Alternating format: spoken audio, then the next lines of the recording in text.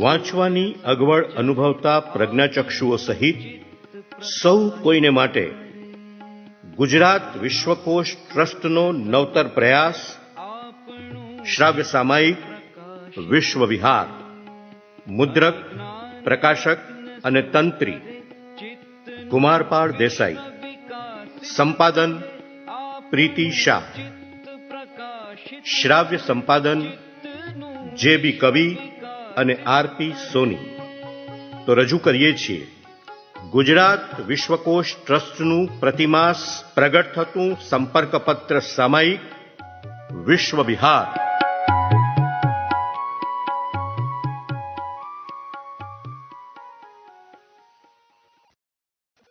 વિશ્વ વિહાર સપ્ટેમ્બર 2020. શ્રોતા મિત્રો, ઘણા લાંબા સમય પછી આપણે મળી રહ્યા છીએ, ત્યારે આશા રાખું છું કે આપ સૌ કુશળ હશો અને સૌને શુભેચ્છા પાઠવું છું કે તમારા બધાનું સ્વાસ્થ્ય સારું રહે. પ્રથમ લેખ આજની વાતમાં શ્રી કુમારપાળ દેસાઈએ માનવજાત છે ભલાઈથી ભરેલી કે દુષ્ટતાથી છલોછલ એ લેખમાં અત્યારના સમયની ખૂબ સુંદર રીતે છણાવટ કરી છે. અત્યારે ચારે બાજુ ભય, ભૂખમરો અને બેરોજગારીના સમયમાં માનવતાની કેટલી ઘટનાઓ બને છે જેને આપણે નજરઅંદાજ કરીએ છીએ.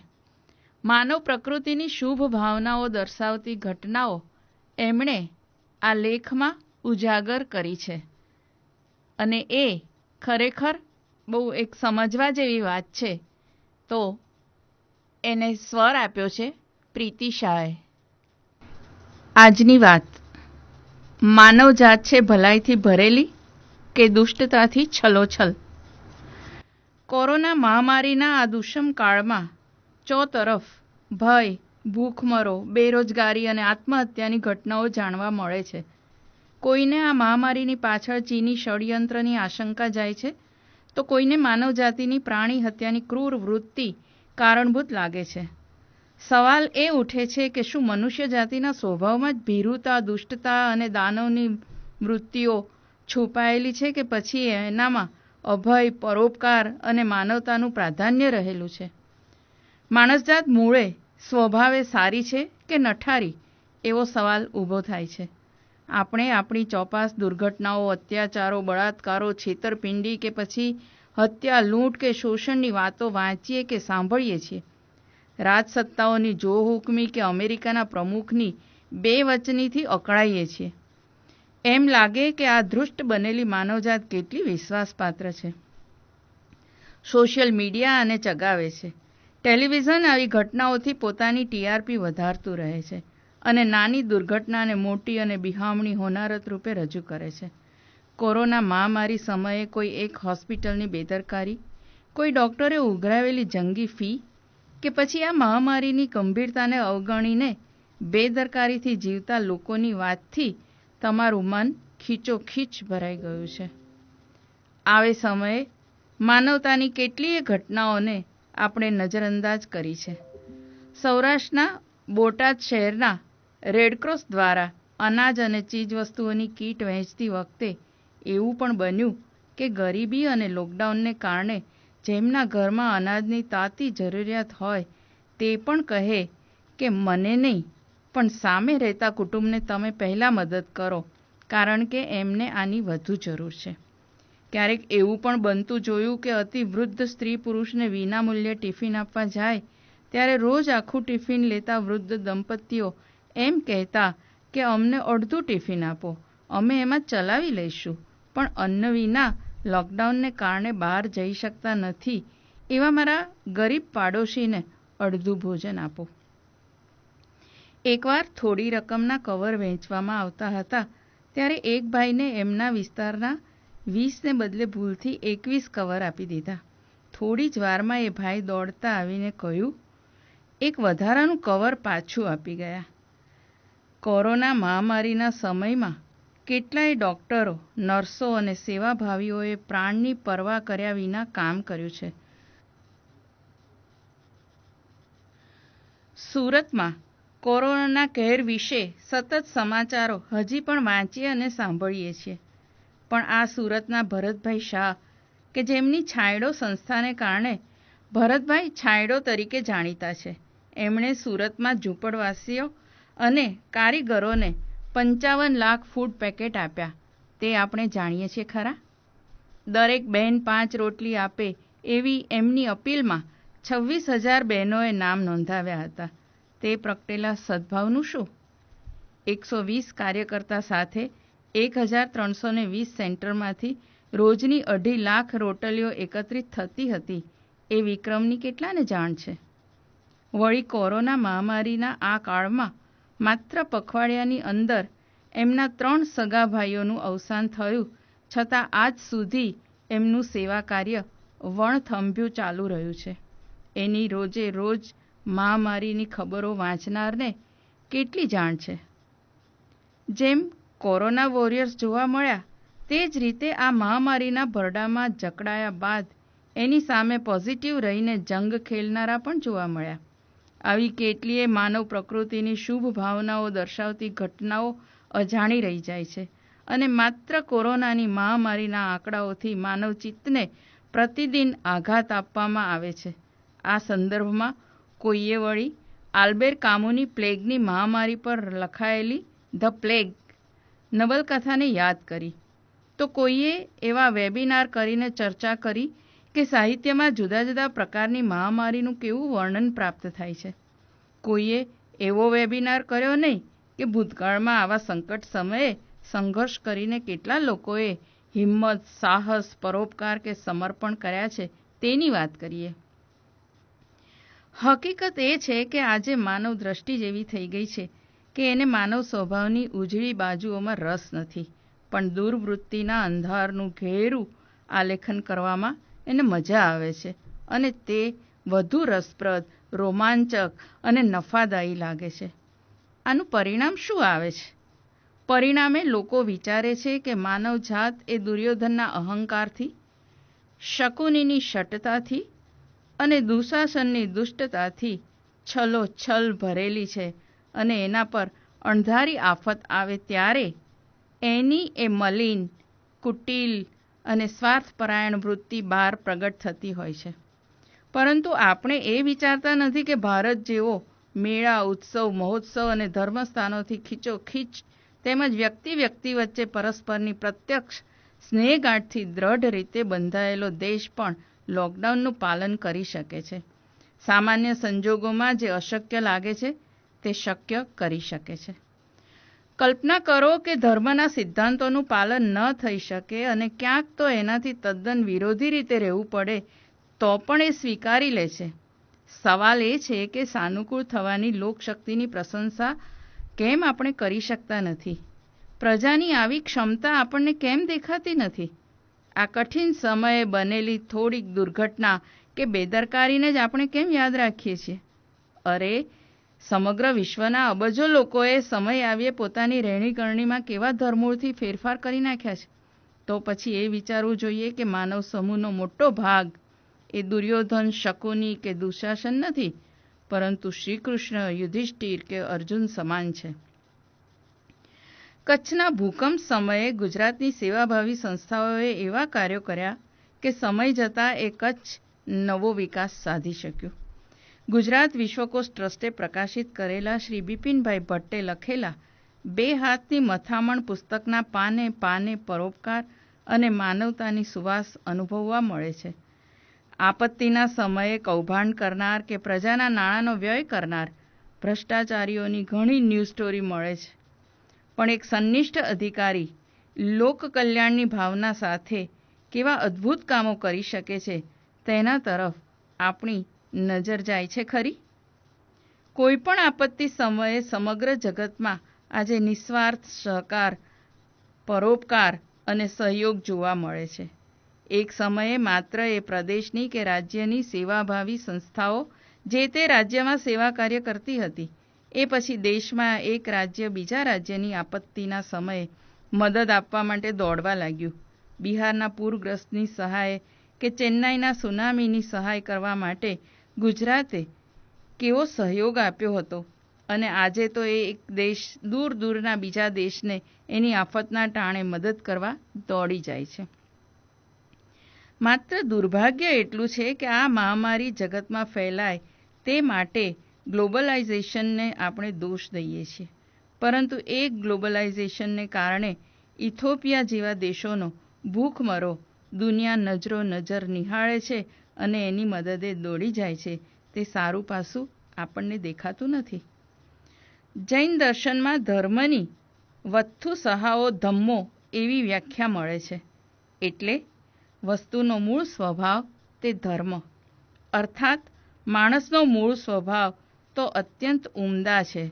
એમાં મૈત્રી, કરુણા, મુદિતા, ઉપેક્ષા, સંયમ, ક્ષમા સઘળું રહેલું છે અને એ ભાવ પ્રગટ કરે તેનું નામ ધર્મ. હકીકતે આજ સુધીના ઇતિહાસમાં માણસ જાતિએ મુખ્યત્વે આવું જ સહકારભર્યું અને પરોપકાર પરાયણ કામ કર્યું છે. પણ આપણે એટલા બધા નિરાશાવાદી બની ગયા છીએ કે ભલાઈ માટેનો સઘળો આશાવાદ ચિત્તમાંથી સાવ ભૂંસી નાખીને બેઠા છીએ. કોઈ પણ આપત્તિજનક ઘટનામાં એકાદ બે દુર્ઘટના બનતી હોય છે, પરંતુ એને જ આપણે ઉજાગર કરીએ છીએ.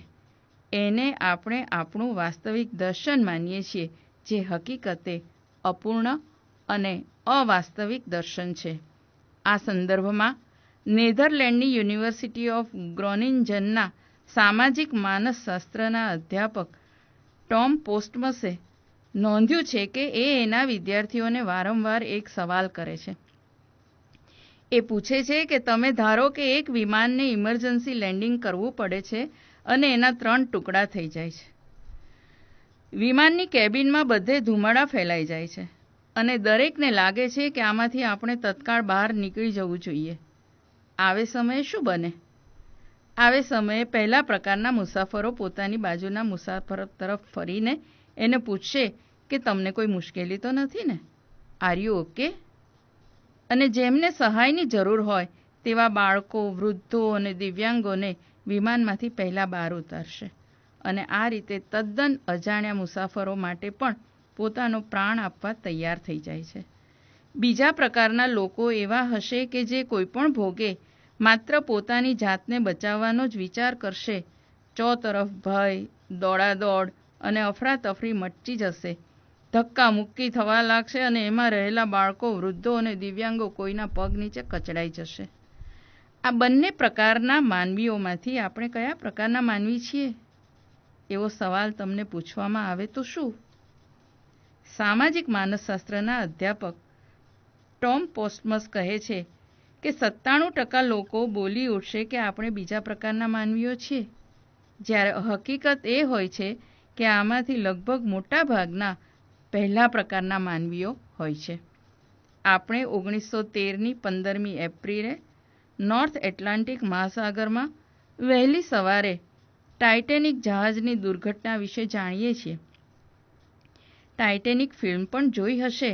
એમાં મોટા ભાગના મુસાફરો ભારે ગભરાટ અનુભવતા, ચીસો પાડતા, અહીં તહીં દોડતા જોયા હશે, જ્યારે વાસ્તવિકતા એ છે કે આ જહાજ પરથી શિસ્તબદ્ધ રીતે લોકો ઉતર્યા હતા અને એક નજરે જોનાર માણસે નોંધ્યું છે કે એમનામાં કોઈપણ પ્રકારના પેનિક કે ઉશ્કેરાટ જોવા મળતા નહોતા.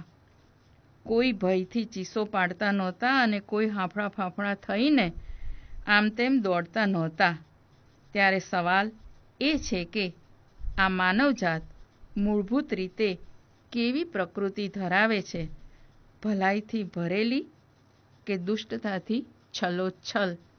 એ વિશે હવે પછી વિચારશું. કુમારપાળ દેસાઈ. આપણે સૌ જાણીએ છીએ કે કોવિડ કાળમાં ટેકનોલોજી માનવજાતની મદદે આવી છે. પરંતુ 3D પ્રિન્ટરની ટેકનોલોજી કેવી રીતે ઉપયોગી બની રહી છે તેની વાત શ્રી ચિંતન ભટ્ટે ઉદય પામતી ટેકનોલોજી 3D પ્રિન્ટર લેખમાં કરી છે. તે શ્રી મોડન ભટ્ટના અવાજમાં સાંભળીએ. નમસ્કાર મિત્રો. આજે આપણે ઉદય પામતી ટેકનોલોજી 3D પ્રિન્ટર, જેના લેખક શ્રી ચિંતન ભટ્ટનો લેખ આપણે જોઈશું. ડિસેમ્બર 2019થી પાછળ પડી ગયેલો કોરોના વાયરસ માનવજાતનો કેળો નથી મૂકતો. તેના પ્રતિકાર માટે દવા કે રસી હજુ સુધી સુલભ બન્યા નથી. ત્યારે 2 ગજની દૂરી અને ચહેરા પર નકાબ જરૂરી બની જાય છે. આ ઉપરાંત જાહેર સ્થળો ઉપર કોઈપણ વસ્તુ કે બટનને સ્પર્શ ન કરવો જોઈએ. આ વાત આમ તો ખૂબ સરળ લાગે છે, પણ તેનો 100% અમલ કરવો અસંભવ છે. ચહેરા પર નકાબની વાત કરીએ તો આપણે સૌએ હોસ્પિટલોમાં કે વિમાનના મુસાફરોએ આખા ચહેરાને ઢાંકી દેતું એક પારદર્શક પ્લાસ્ટિકનું આવરણ, મુખરક્ષક પહેરેલું જોયું હશે. આ સરળ દેખાતા ઉપકરણનું જથ્થાબંધ ઉત્પાદન કરવા માટે તેને કેટલાક તબક્કાઓમાંથી પસાર થવું પડે છે. મોટું રોકાણ કરવું પડે છે. વળી એક વખત કોવિડ કાળ સમાપ્ત થઈ જતાં ઉપકરણની માંગ નહીવત થઈ જતાં આ રોકાણ માથે પડે. હા, આ વ્યવસ્થા ગોઠવવા માટે સમય પણ જાય છે. ત્યાર પછી એક સ્થળ પર જથ્થાબંધ ઉત્પાદિત ઉપકરણોને અથવા તો કોઈપણ વસ્તુને આખા દેશમાં વિતરિત કરવા માટે કાર્યક્ષમ પરિવહન પદ્ધતિની જરૂર પડે. ઉપરાંત ઉત્પાદન અને વિતરણ પ્રક્રિયામાં અનેક માનવ સ્પર્શની શક્યતા રહે છે. આજના આ કોવિડ કાળમાં આ બધું આપણને પરવડે તેમ નથી. આ સમસ્યાના ઉકેલ માટે નજર દોડાવીએ ત્યારે 3D પ્રિન્ટિંગ ટેકનોલોજી પર તે ઠરીથામ થાય છે. કોવિડ-19 સામેના જંગમાં માનવજાત માટે ઢાલ બનીને રક્ષા કરે તેવા ઉપકરણોના આવિષ્કારની જરૂર ઊભી થઈ છે. આ પ્રકારના આવિષ્કારને પ્રોત્સાહન આપવા માટે જાહેર હરીફાઈ પણ યોજવામાં આવી. IEEE સ્પેક્ટ્રમના અહેવાલ મુજબ આ પ્રકારની એક હરીફાઈ CAD ક્રાઉડ ગ્રુપે યોજી હતી. આ ગ્રુપ 3D મોડેલિંગ વગેરેમાં પ્રવૃત્ત સ્વતંત્ર કાર્યકર્તાઓનું એક ગ્રુપ છે. આ હરીફાઈ કોરોના વાયરસને ફેલાતો રોકી શકે તેવા ઉપકરણો નિર્માણની હતી. ઉપકરણના નિર્માણમાં 3D પ્રિન્ટરનો ઉપયોગ કરવાનો હતો. વળી તે સરળતાથી અને જલ્દી થવું જોઈએ તે પણ શરત હતી. આ માટે વિશ્વના વિવિધ દેશોમાંથી 137 લોકોએ ભાગ લીધો હતો. આ વાત 3D પ્રિન્ટિંગ અંગેના લોકોનો રસ અને જાગૃતિ દર્શાવે છે. આ હરીફાઈમાં પસંદ પામેલા 5 હરીફોનું રચનાત્મકતા પર દૃષ્ટિપાત કરીએ. ટર્કી અને જર્મનીના હરીફોએ અનુક્રમે કંકણ અને વીંટીની જેમ પહેરી શકાય તેવા ઉપકરણો 3D પ્રિન્ટરની મદદથી બનાવ્યા. આ ઉપકરણોની મદદથી વિવિધ બટનો અને આસપાસની ચીજવસ્તુઓને સ્પર્શ્યા કર્યા વગર તેને કાર્યાન્વિત કરી શકાય. રોમાનિયાના હરીફે આ જ સમસ્યાને જુદી રીતે હલ કરવાનો પ્રયત્ન કર્યો. તેઓએ વિકસાવેલા ઉપકરણને સતત પહેરી રાખવાની જરૂર રહેતી નથી, પણ જરૂર પડે ત્યારે તેનો ઉપયોગ કરી શકાય. તેઓએ નોબ, હૂક અને બટન બનાવ્યા જેનાથી કામ સરળ થઈ જાય. માનવને ઉપકરણ પહેરાવવાને બદલે તેને વસ્તુ સાથે જ ઇન્ડોનેશિયાના હરીફે સંલગ્ન કરી લીધું. આ હતી દરવાજામાં નીચેના ભાગે લગાડેલી કળ. આ કળને લીધે દરવાજો હાથના સ્પર્શ વગર પગથી ખોલી અને બંધ કરી શકાય એવી વ્યવસ્થા થઈ. ભારતના હરીફે કોણીની મદદથી ખોલ બંધ કરી શકાય તેવા દરવાજાના નોબ અને નળની એટલે કે ચકલીની રચના રજૂ કરી. આ ઉપરાંત માસ્ક માટેની સગવડભરી ક્લિપ ઘડિયાળની જેમ કાંડા ઉપર પહેરી શકાય તેવું વિષાણુનાશક વિતરક એટલે કે સેનિટાઇઝર ડિસ્પેન્સર વગેરે રજૂ કરવામાં આવ્યા. આ બધા સમાચારોનો સાર એ છે કે 3D પ્રિન્ટરની મદદથી કોરોના સામેની આપણી લડાઈમાં અવનવા ઉપકરણો બનાવી શકાય છે. આ ઉપકરણોમાં સમયોચિત સુધારા વધારા પણ કરી શકાય છે. ખાસ કંઈ વધારાના ખર્ચ વગર કે બીજી કોઈ માથાકૂટ વગર દરેક વ્યક્તિ માટે તેને અનુરૂપ ઉપકરણનું પણ નિર્માણ કરી શકાય. આ બહુ ઉપયોગી ટેકનોલોજીને થોડી નજીકથી સમજવાનો પ્રયત્ન કરીએ.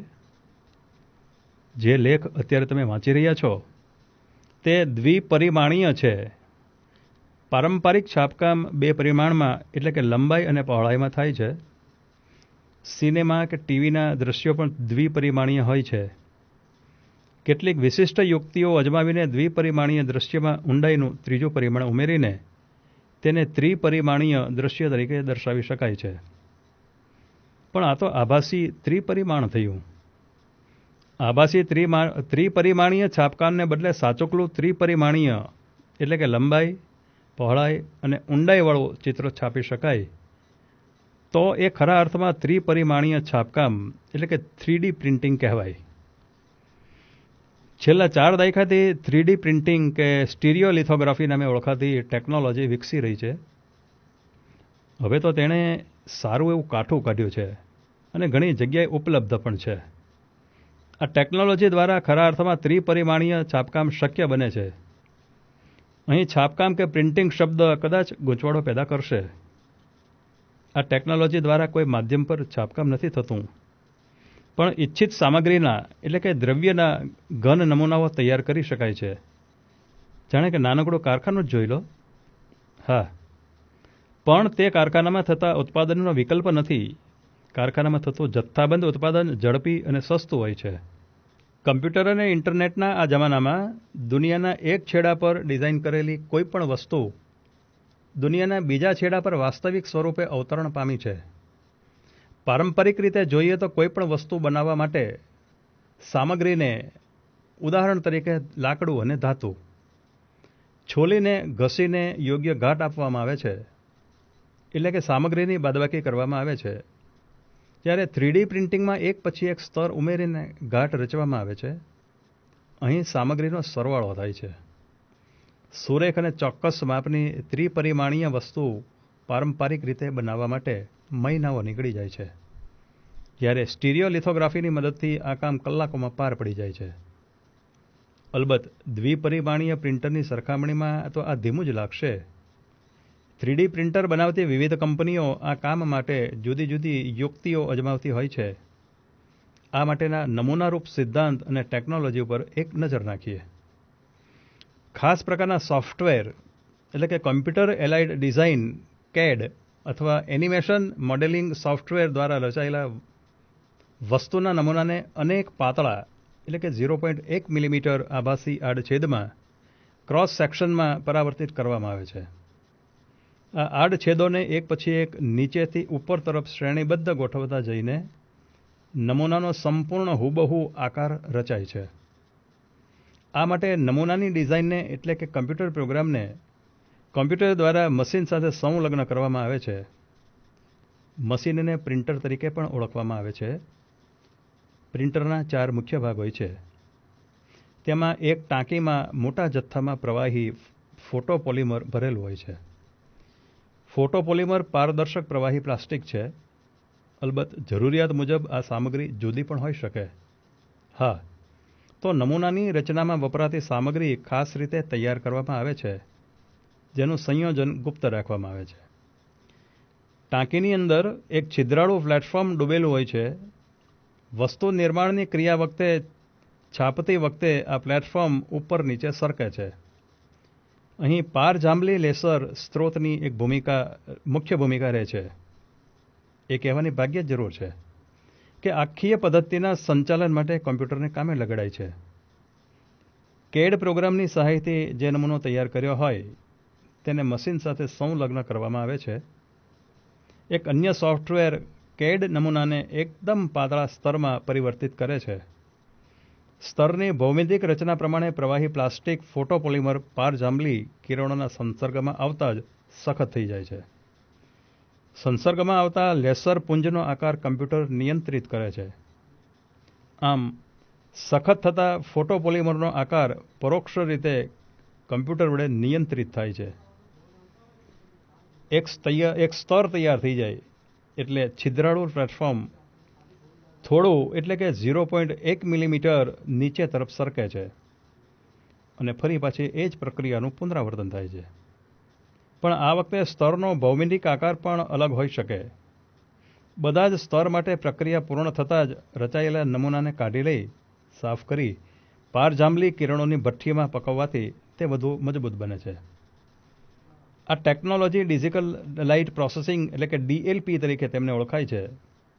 ત્યારે ગરમી પર આધારિત ફ્યુઝડ ડિસ્પોઝિશન મોડેલિંગ એટલે કે FDM નામની ટેકનોલોજીમાં સામગ્રી તરીકે ગરમ થર્મોપ્લાસ્ટિકનું ઘાટું પ્રવાહી વાપરવામાં આવે છે.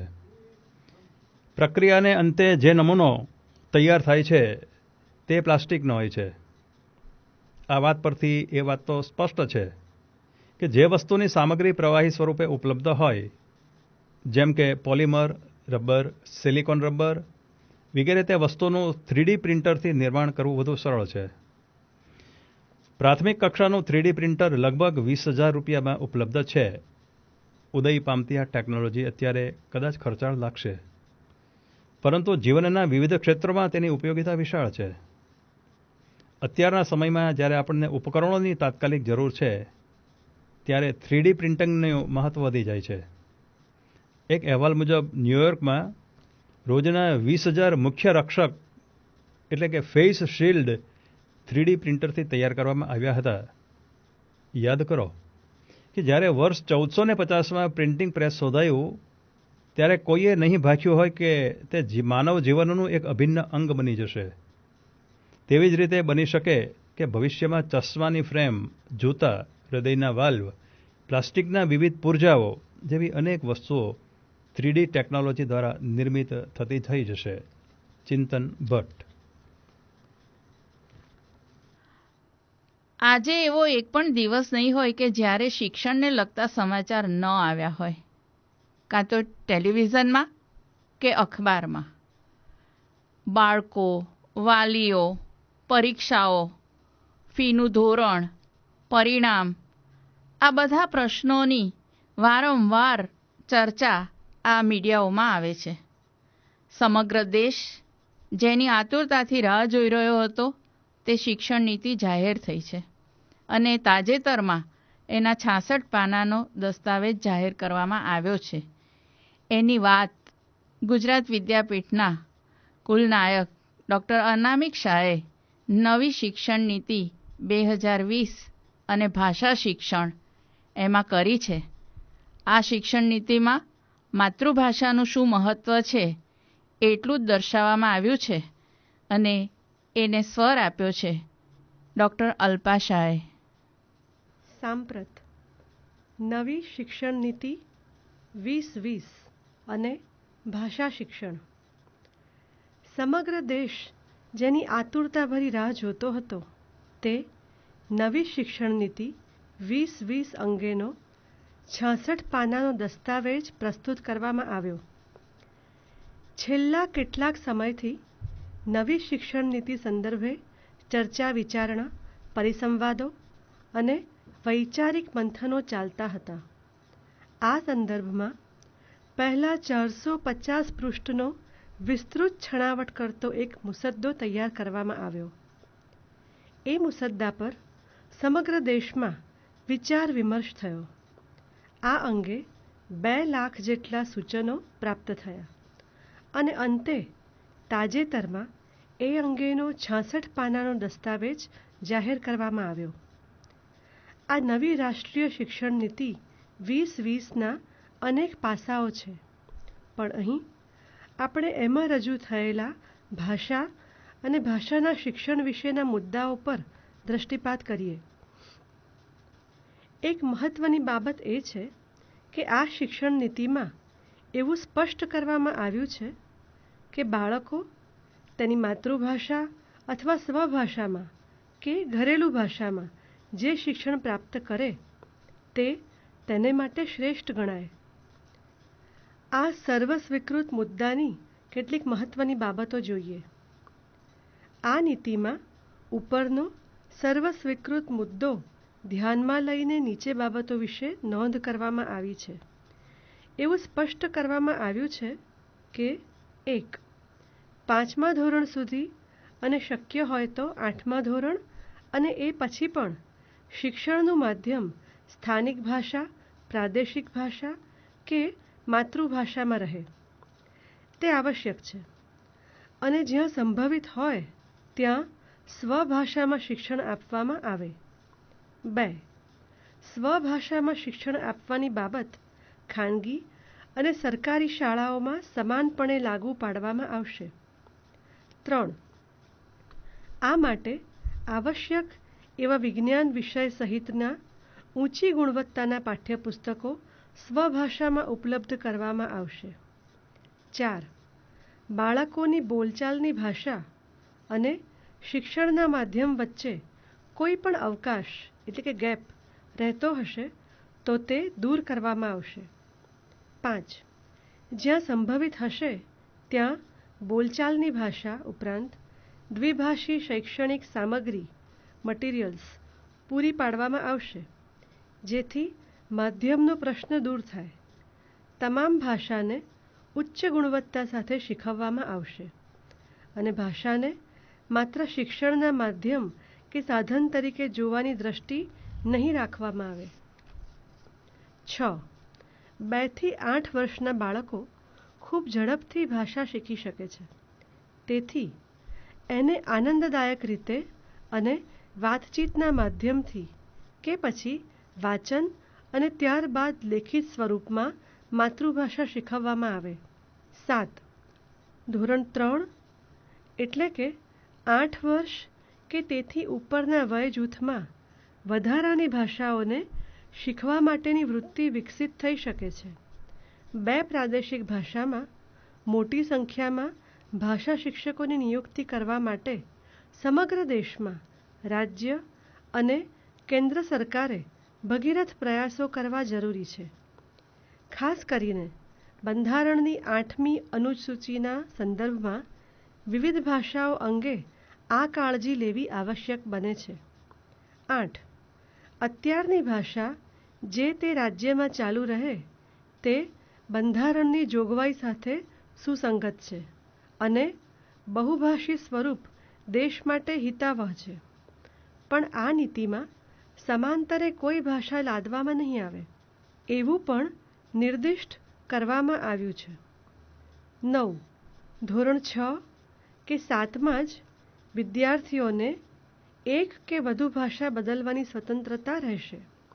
વિજ્ઞાન અને ગણિત શીખવવા માટે શૈક્ષણિક સામગ્રીને દ્વિભાષામાં ઉત્તમ પાઠ્યપુસ્તકો દ્વારા તૈયાર કરવામાં આવશે, જેથી પ્રત્યેક વિદ્યાર્થી શરૂઆતમાં પોતાની માતૃભાષામાં અને ભવિષ્યમાં અંગ્રેજી માધ્યમ દ્વારા વિજ્ઞાન અને ગણિતને સારી રીતે સમજી અને ગ્રહણ કરી શકે. 10. અનેકવિધ ભાષા સમૃદ્ધિ ધરાવતા ભારતમાં 6 થી 8મા ધોરણના વિદ્યાર્થીઓને ભારતીય ભાષા એ નામનો પ્રોજેક્ટ તેમજ પ્રવૃત્તિ કરવાની આ નવી શિક્ષણ નીતિમાં નેમ રાખવામાં આવી છે અને સંસ્કૃતમાંથી ઉતરી આવેલી અનેક ભાષા અને શબ્દાવલી વિશે પણ વિદ્યાર્થીઓને સમજ આપવા માટે ખાસ નોંધ અલગથી મૂકવામાં આવી છે. એટલું જ નહીં પણ સંસ્કૃતને એક સર્વાંગી જ્ઞાનની પદ્ધતિ ગણીને સંસ્કૃત સાહિત્યમાં આવતા ગણિત, વિજ્ઞાન, સંગીત, નાટક, કવિતા, ઔષધ, વ્યાકરણને પણ આ નીતિમાં ઉલ્લેખ સાથે સાંકળી લેવામાં આવ્યા છે. 11. આની સાથોસાથ આ નવી શિક્ષણ નીતિમાં તમિલ, તેલુગુ, કન્નડ, મલયાલમ અને ઉડિયા જેવી પ્રાચીન ભાષાઓનો અને તે ભાષા દ્વારા સ્ફુટ થતી સમૃદ્ધ સંસ્કૃતિનો સવિશેષ ઉલ્લેખ કરવામાં આવ્યો છે. તેમજ પાલી, પર્શિયન અને પ્રાકૃત ભાષાઓને પણ શાળાઓમાં વિકલ્પ તરીકે આપવા માટેની જોગવાઈ કરવાની ભલામણ કરવામાં આવી છે. આ ઉપરાંત ભારતીય ભાષાઓ અને અંગ્રેજીનું ગુણવત્તાસભર શિક્ષણ ઉપરાંત કોરિયન, જેપનીઝ, થાઈ, જર્મન, સ્પેનિશ, પોર્ટુગીઝ તેમજ રશિયન ભાષા પણ માધ્યમિક શિક્ષણના સ્તરે વૈશ્વિક સંસ્કૃતિની સમજ માટે વિકલ્પે આપવા માટેની ભલામણ કરવામાં આવી છે. આમ ટેકનોલોજીના માધ્યમથી પણ વર્ગ 6 થી 12 સુધી 2 વર્ષ માટે ભારતની કોઈપણ નિર્દિષ્ટ એટલે કે ક્લાસિક પ્રાચીન ભાષા તમામ સરકારી કે ખાનગી શાળાઓના વિદ્યાર્થીઓ શીખે તેવી પણ ભલામણ કરવામાં આવી છે. આ ઉપરાંત ભારત વિશેના જ્ઞાન એટલે કે નોલેજ ઓફ ઇન્ડિયાનું ધ્યાન રાખી કેટલાક વિશેષ વિષય વસ્તુને અભ્યાસક્રમમાં ભાગરૂપે દર્શાવવામાં આવેલ છે. ભાષા અંગેની નીતિના સંદર્ભે વર્તમાન દસ્તાવેજમાં જે સ્પષ્ટ ઉણપ નજરે ચડે છે તેનો ઉલ્લેખ કરવો પણ અહીં અનિવાર્ય બને છે. રાષ્ટ્રભાષા તરીકે હિન્દીને ધ્યાનમાં રાખીને હિન્દીભાષી વિસ્તાર સિવાયના પ્રદેશોમાં હિન્દીને રાષ્ટ્રીય મહત્ત્વ આપવા અંગેની વર્ષોથી ચાલી આવતી પ્રણાલિકા સંદર્ભે કહેવું જોઈએ કે સમગ્ર ભાષા નીતિમાં સ્પષ્ટ રીતે હિન્દી અંગેનો ઉલ્લેખ નહીં કરીને ચીલો ચિતરવામાં આવ્યો છે. મહાત્મા ગાંધીએ હિન્દી હિન્દુસ્તાનીના પ્રચાર માટે અનેક સંસ્થાઓની સ્થાપના કરી હતી. તે ભૂલવું જોઈએ નહીં. છેલ્લી 2 સદીમાં ઉર્દૂ ભાષાએ દેશમાં મહત્ત્વનું સ્થાન હાંસલ કર્યું છે. ભારતમાં જ ઉદય પામેલી અને હાલ 8 કરોડ લોકો સુધી બોલચાલની ભાષા તરીકે રહેલી અને અતિ ભવ્ય સાંસ્કૃતિક વારસાને દીપાવતી એવી ઉર્દૂ ભાષા અને તેના વિકાસ માટેનો કોઈ સીધો ઉલ્લેખ પણ જોવા મળતો નથી. આ મુદ્દામાં ભારતીય ભાષાઓ અને સંસ્કૃતિને વિકસાવવા માટે 22મા પ્રકરણમાં ખૂબ વ્યાપક રીતે છણાવટ કરવામાં આવી છે. તેમાં બંધારણની 8મી અનુસૂચિની 22 ભાષાઓ અનેક મોરચે પીછેહટ અનુભવી રહી છે તેનો સ્પષ્ટ ઉલ્લેખ કરવામાં આવ્યો છે. અને આ ભાષાના શબ્દકોશ અને ગ્રંથો દ્વારા સતત બદલાતા સમય અને પ્રવાહ સાથે સાતત્યપૂર્ણ રીતે ચાલે તે માટેના મુદ્દાઓ ચર્ચવામાં આવ્યા છે. ઉચ્ચ ગુણવત્તાવાળા ભાષા શિક્ષકો મોટી સંખ્યામાં મળે તે બાબત પર ભાર મૂકવામાં આવ્યો છે. સરકાર દ્વારા સંશોધન માટે ઊભા થનારા નેશનલ રિસર્ચ ફાઉન્ડેશનમાંથી પણ વિશેષ ગુણવત્તાસભર ભાષા શિક્ષણ અને ટેકનોલોજીના સમુચિત ઉપયોગ વગેરેને સાંકળવામાં આવ્યા છે. તે નોંધપાત્ર છે. અને તમામ ભાષાના ઉત્તમ પુસ્તકો પ્રાપ્ત થાય તે માટે Indian institute of translation and interpretation રચવામાં આવે તેવું પણ સૂચિત કરવામાં આવ્યું છે. ભાષા શિક્ષણ અંગેના એક મહત્ત્વના મુદ્દા તરીકે બંધારણની 8મી અનુસૂચિ પ્રમાણે ભાષાઓને સમૃદ્ધ કરવા માટે રાજ્ય સરકારની સાથે મસલત કરીને અથવા તેમના સહયોગથી વિવિધ ભાષાની અકાદમીઓ સ્થાપવા માટેનો ઉલ્લેખ પણ કરવામાં આવ્યો છે. હાલ લગભગ પ્રત્યેક રાજ્યમાં જુદી જુદી ભાષાની અકાદમીઓ કાર્યરત છે. ત્યારે આ સૂચિત અકાદમીઓનું કાર્યક્ષેત્ર કેવું હોવું જોઈએ તે આગામી દિવસોમાં જોવાનું રહ્યું. પાલી, પર્શિયન, પ્રાકૃત ભાષાની સંસ્થાઓ સ્થાપવા માટે અને સંસ્કૃત ભાષાની વધુ યુનિવર્સિટીઓ સ્થાપવાનો પણ સવિશેષ ઉલ્લેખ કરવામાં આવ્યો છે. આ ભાષામાં અને તેના સંશોધનમાં સમાજ, શિક્ષકો અને વિદ્યાર્થી સમુદાય રસ લે તે માટે વધારે પ્રમાણમાં શિષ્યવૃત્તિ એટલે કે સ્કોલરશીપ આપવાની જોગવાઈ સૂચવવામાં આવી છે. નવી શિક્ષણ નીતિમાં એક અન્ય મહત્ત્વનો મુદ્દો પણ ધ્યાનાર્હ છે. વિદ્યાર્થી વધુ પ્રમાણમાં સુપેરે વિના અવરોધ ઉચ્ચ શિક્ષણ પ્રાપ્ત કરી શકે તે માટે હાયર એજ્યુકેશન ઇન્સ્ટિટ્યૂટ એટલે કે HEI દ્વારા શિક્ષણના માધ્યમ તરીકે માતૃભાષા કે સ્થાનિક પ્રાદેશિક ભાષાનો ઉપયોગ કરવામાં આવે તેવું નવી શિક્ષણ નીતિમાં સ્પષ્ટ રૂપે અભિપ્રેત છે. તેના વિકલ્પે માતૃભાષા અથવા અન્ય ભારતીય ભાષામાં ક્ષમતા, વપરાશ અને વાઇબ્રન્સીને ઉત્તેજનાનો આગ્રહ પણ સેવવામાં આવ્યો છે. વૈકલ્પિક ઉચ્ચ શિક્ષણના શૈક્ષણિક કાર્યક્રમોને દ્વિભાષામાં ઓફર કરીને GER વધારવા માટેની ભલામણ પણ કરવામાં આવી છે. 4 વર્ષના BEdના અભ્યાસક્રમને પણ દ્વિભાષી કરવામાં આવે તેવું સૂચવવામાં આવેલ છે. ખાનગી ઉચ્ચ શિક્ષણની સંસ્થાઓ પણ ભારતીય ભાષાઓને શિક્ષણનું માધ્યમ બનાવીને ઉચ્ચ શિક્ષણ આપે તેવો દિશાનિર્દેશ આવકાર્ય છે. દ્વિભાષી કાર્યક્રમ અપનાવવા પ્રાદેશિક ભાષાના મહત્ત્વ આપવા પર ભાર મૂકવામાં આવ્યો છે. નવી શિક્ષણ નીતિમાં જે મહત્ત્વના મુદ્દાઓ અંગેની ચર્ચા કરવામાં આવી છે તેમાંથી મહત્ત્વના મુદ્દાઓ અહીં રજૂ કર્યા છે. લેખક અનામિક શાહ. આત્મનિર્ભરતા શબ્દ આજકાલ આપણે બહુ સાંભળીએ છીએ. આત્મનિર્ભરતા એક સ્વાયત્ત મૂલ્ય એ શીર્ષકથી શ્રી ડંકેશ ઓઝાએ એક લેખ લખ્યો છે. આમ તો આપણે સૌ જાણીએ છીએ કે સૌને સ્વાવલંબન જ ગમે છે. કોઈને પરાવલંબી થવું ગમતું નથી. પરંતુ આની વાત બહુ જુદા દ્રષ્ટિકોણથી સરસ રીતે કરી છે, જેનું પઠન શ્રી મોર્ડન ભટ્ટે કર્યું છે. નમસ્કાર દોસ્તો, આજે શ્રી ડંકેશ ઓઝાની કલમે લખાયેલ આત્મનિર્ભરતા એક સ્વાયત્ત મૂલ્યનો લેખ જોઈએ. મહાત્મા ગાંધીની વિદાય પછી ભારત દેશ આટલા દાયકાઓ પછી એકાએક આત્મનિર્ભરતાની બાબતમાં સભાન થયો છે. તેના કારણમાં ગણાવીએ તો કોરોનાની મહામારી છે અને વડાપ્રધાન નરેન્દ્ર મોદી છે. કોરોનાની વૈશ્વિક મહામારી દરમિયાન વડાપ્રધાન નરેન્દ્ર મોદીએ દેશની જનતાને વારંવાર રાષ્ટ્રજોગ સંબોધન કર્યું. તેમાં તેમણે આત્મનિર્ભરતાનો વિચાર લોકોના મનમાં રોપ્યો. આત્મનિર્ભરતા પુષ્કળ જરૂરી છે, જે કેળવ્યા વિના ચાલે તેમ નથી, એમ તેમણે ભારપૂર્વક લોકોને કહ્યું. જનતાના દિમાગમાં પણ આ વિચાર બરાબર બેસી ગયો અને એ અંગેનું વાતાવરણ પણ સર્જાવા લાગ્યું છે.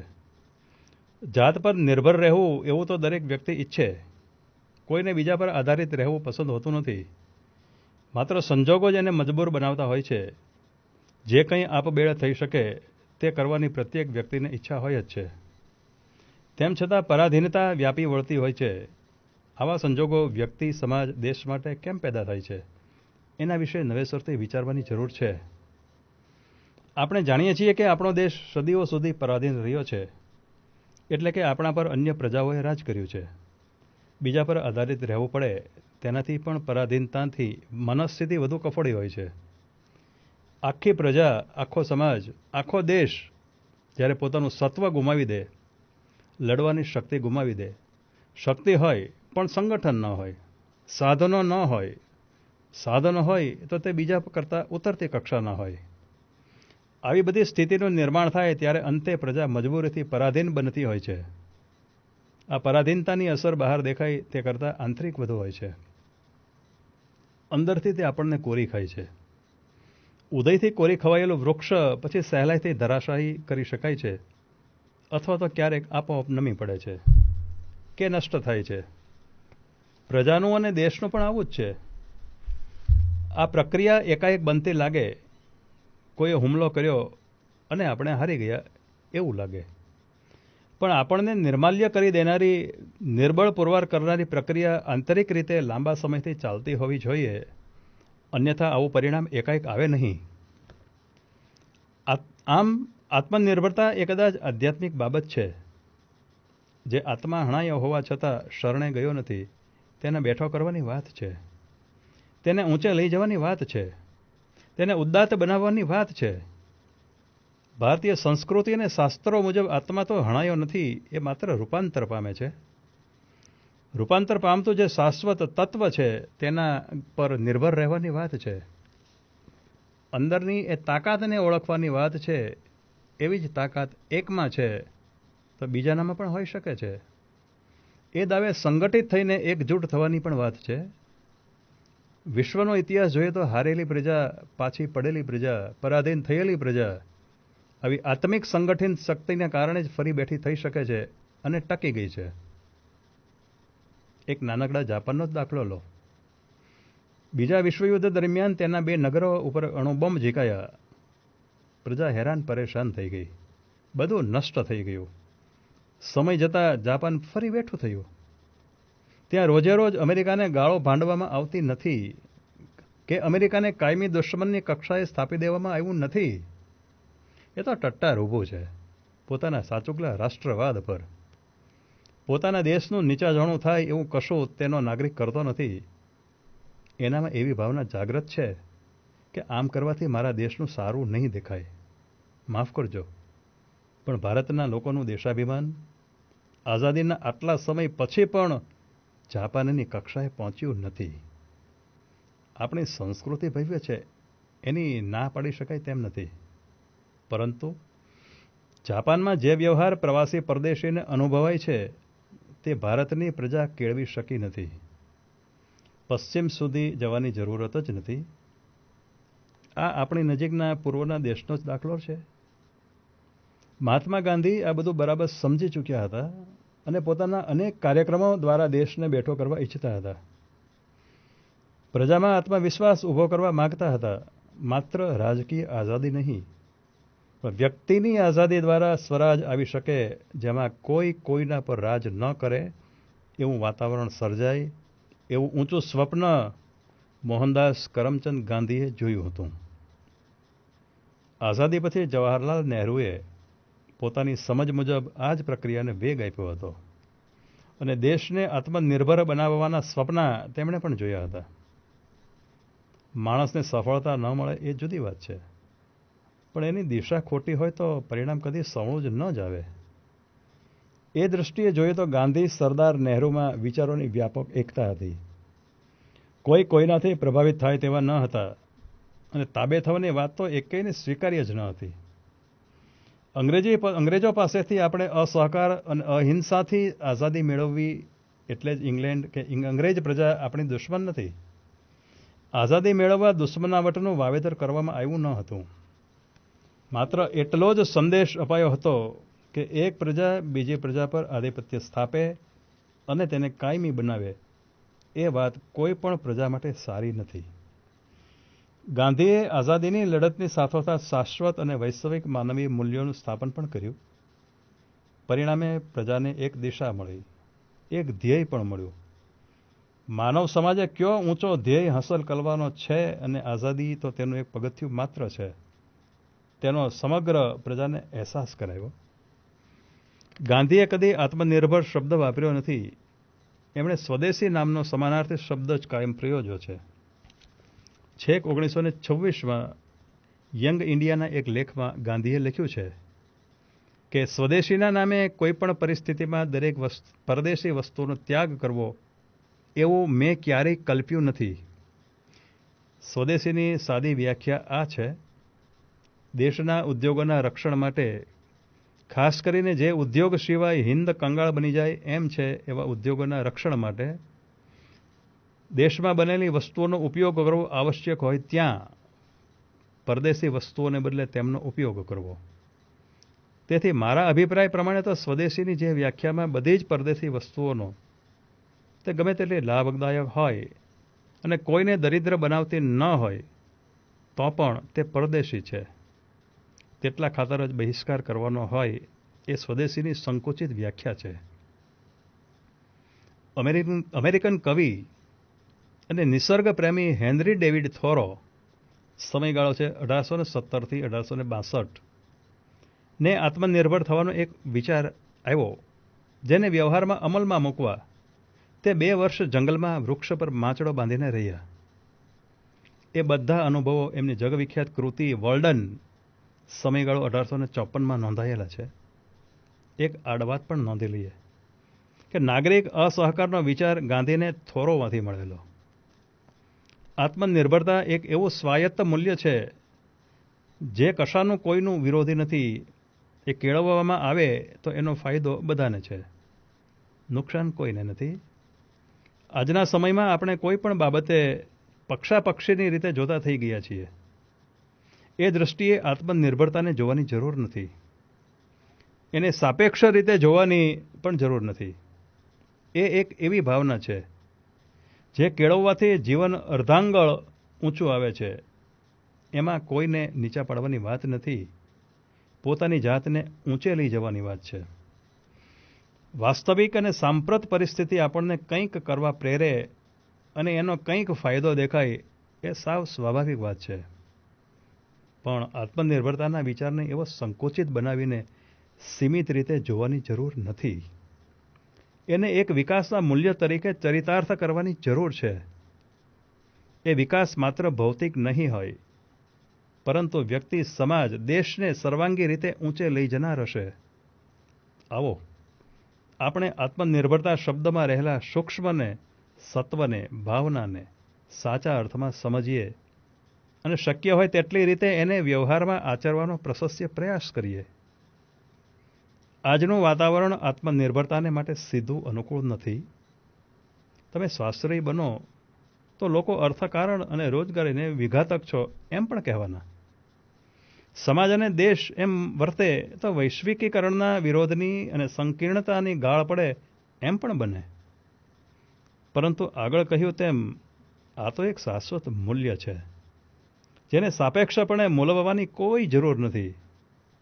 આત્મનિર્ભર બની રહેવું એ વધુ મૂલ્યવાન છે એવો આત્મવિશ્વાસ કેળવવો રહ્યો.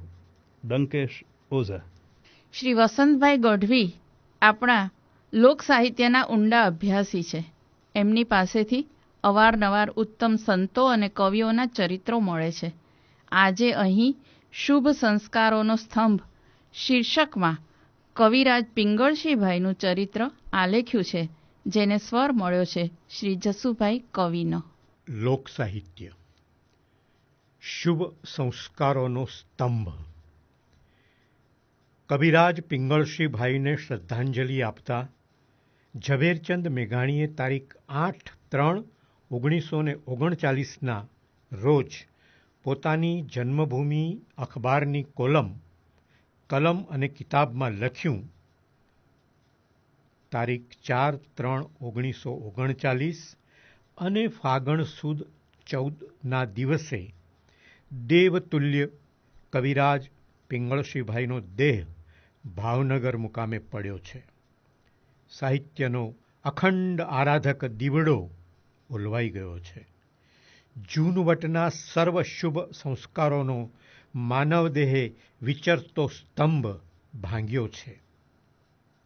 ઈસવીસન 1856માં જેમનો જન્મ થયો હતો તેવા પિંગળશીભાઈ ભાવનગર રાજ્યના રાજ્યકવિ તથા સુવિખ્યાત સર્જક હતા.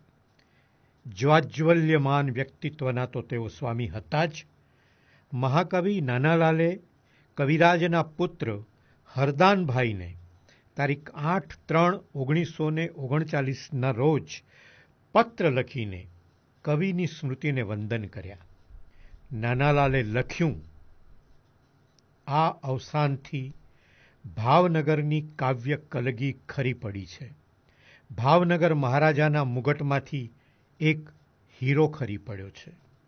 કવિરાજની શોકસભામાં કવિશ્રી દુલા કાગે સ્વરચિત રચના પ્રસ્તુત કરીને પિંગળશીભાઈના વ્યક્તિત્વને આ રીતે બિરદાવ્યું હતું. મહારાજાઓને ડાયરે ડાયરે સાચું સંભળાવતો મેં દીઠો. મહારાજાઓને ડાયરે ડાયરે સાચું સંભળાવતો મેં દીઠો. ઝૂંપડીઓની વણીને વેદના ગીતમાં ગાતો મેં દીઠો. પિંગળશીને સઘળે સ્થાનકે દીઠો.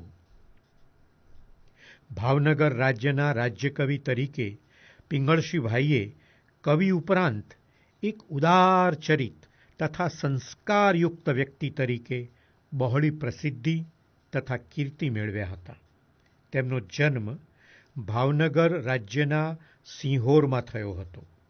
પિંગળશીભાઈના પિતા પાતાભાઈ સમર્થ કવિ તેમજ સુવિખ્યાત વાર્તાકાર હતા. ભાવનગરના મહારાજા અખેરાજજીના વખતમાં તેઓ રાજ્યકવિ હતા. મહારાજા અખેરાજજી પછી જસવંતસિંહજી ગાદીએ આવ્યા. તેમની પણ લાગણી કવિરાજ તરફ સતત રહી. ભાવનગરના સમર્થ દિવાન ગગા ઓઝા પોતાભાઈને ખૂબ ચાહતા હતા. પાતાભાઈ ખૂબ વિદ્વાન હતા. કિનલોક ફોર્બ્સે ભાવનગરના ઇતિહાસ માટે રાજ્ય કવિ પોતાભાઈ પાસેથી વિગતો મેળવી હતી. કવિરાજ પાતાભાઈના પ્રતાપી પુત્ર પિંગળશીભાઈએ પણ સ્વબળે કીર્તિના ઊંચા શિખરો સર કર્યા હતા. તેમણે પોતાની પેઢી દર પેઢીની પ્રતિષ્ઠા જાળવવા ઉપરાંત તેમાં નોંધપાત્ર વૃદ્ધિ પણ કરી. રાજવી સાથેના તેમના સંબંધો સૌહાર્દપૂર્ણ રહ્યા. પિંગળશીભાઈએ 10 પુસ્તકો લખ્યા હતા. આ ઉપરાંત કવિરાજે સત્યનારાયણની સંસ્કૃત કથાનું સરળ ભાષામાં કાવ્ય સ્વરૂપે ભાષાંતર કર્યું. સંસ્કૃતમાં હોવાના કારણે જે કથા જન જન સુધી પહોંચી શકતી ન હતી તે પવિત્ર કથા કવિરાજના સરળ તર્જુમાથી જનસામાન્ય સુધી પહોંચી. આમ પણ કાવ્ય તથા કથનમાં સરળતા એ કવિ પિંગળશીભાઈના વ્યક્તિત્વનું એક અભિન્ન પાસું હતું. આ કથાઓ સૌરાષ્ટ્રના અનેક ગામડાઓમાં વર્ષો સુધી ગવાતી રહી. કવિરાજ શબ્દાડંબરવાળી અઘરી ભાષામાં કાવ્ય રચના કરતા જ નહોતા. તેમના કાવ્યો સામાન્ય લોકો સરળતાથી માણી શકે તેવા છે. તેથી જ તેમની રચનાઓ આજે પણ ગવાતી રહી છે. એક અર્થસભર દુહામાં તેઓ લખે છે, ક્યું અટકત શુભ કાજ મેં ખટપટ મત કર ખ્યાલ, કઠિન ઝપટ શિર કાલ કી ઝટપટ તજ ઝંઝાલ, ઝટપટ મન ચેત કપટ તજ ખટપટ, કાળ નફટ શિર ઝપટ કરે. આ રેણકી છંદ છે અને રેણકી છંદમાં કેટલી બધી મોટી વાત પિંગળશીભાઈએ કરી છે. કવિરાજની એક ત્રિભંગી છંદમાં થયેલી રચના આજે પણ સ્ટેજ પરથી અનેક કલાકારો રજૂ કરે છે. પ્રોણા પાવાનું, ગુણ ગાવાનું, ખવરાવાનું, ખાવાનું. પ્રોણા પાવાનું, ગુણ ગાવાનું, ખવરાવાનું, ખાવાનું, ઘોડે ચડવાનું, મૂછે તાનું, ધવરાવાનું, ધાવાનું, કૃત શૂરવીરતાનું, પ્રભુ કૃપાનું, વીર થવાનું મહારથી, વીત વાવરવાનું, રણ ચડવાનું, નામર્દોનું કામ નથી, નામર્દોનું કામ નથી. આવો જ એક બીજો ત્રિભંગી છંદ પણ સુવિખ્યાત છે. વર્ષના 12 માસની વિશેષતાઓ દર્શાવતો આ છંદ છે. તેમાં એક સુંદર વર્ણન વર્ષા ઋતુનું છે. મને લાગે છે આને તો ગાઈ જ નાખીએ, બહુ સરસ છે, આવડે તો. અષાઢ ઉચારમ મેઘમલારમ બની બહારમ જલધારમ, દાદુર ડકારમ મયુર પુકારમ તળિયાતારમ વિસ્તારમ, નાલહી સંભારમ પ્યાસપારમ નંદકુમારમ નિરખ્યારી, કહે રાધે પ્યારી હું બલિહારી, ગોકુળ આવો ગીરધારી, જીરે ગોકુળ આવો ગીરધારી. ગોકુળમાંથી કૃષ્ણ વિદાય પછી કૃષ્ણ ભક્તો પ્રભુની ઝંખના કરતા રહે છે. ભક્તો તેમની વાત કૃષ્ણને કહે છે. આ બાબત એક સરળ કાવ્ય થકી પિંગળશીભાઈએ અલગ જ અંદાજમાં લખી છે. પોતાના પ્રિય સખા કૃષ્ણને મહેણું મારતા ગોકુળના જનો આ વાત કરે છે. કહે છે કે તમને તો હવે મથુરાના ભવ્ય પ્રસાદોમાં વિહાર કરવાનું મળ્યું છે. આથી હવે ગોકુળ જેવું અમારું આ ધૂળિયું ગામ તમને શેનું ગમે? આ કાવ્ય પણ ખૂબ જ લોકભોગ્ય બન્યું છે. ગોકુળિયું નાનું ગામડિયું, શા માટે આવ્યો શ્યામ, મથુરા અંદર મણિમય મંદિર, ધૂળથી રચેલા એવા કેમ ગમે ધામ. કવિરાજ પિંગળશીભાઈની એક બીજી રચના તો ખૂબ જ લોકપ્રિય બની છે. તમને કદાચ યાદ જ હશે. કાફી રાગમાં છે અને એનો તાલ દીપચંદ છે. સાંભળો.